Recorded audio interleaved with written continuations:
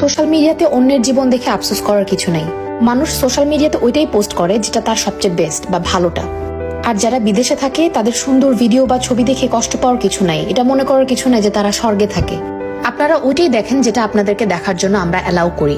আমার ঘরে খাবার না থাকলে নিশ্চয়ই আমি ওইটা আপনাকে দেখাবো না।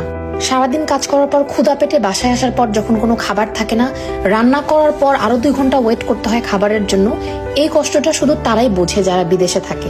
আর দেশে ওই প্রিন্সেসের জীবনটা ফেলে যখন মানুষ বিদেশে আসে তখনই বাস্তবতাটা হারে হারে টের পায়।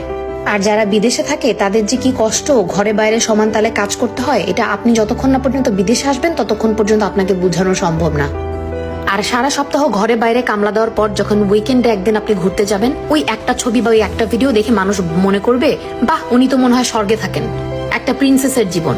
কিন্তু ভাই, জীবনটা তো সহজ না। অবশ্যই ভালো আছি আলহামদুলিল্লাহ। আর আপনি তখনই ভালো থাকবেন যখন আপনি আপনার নিজের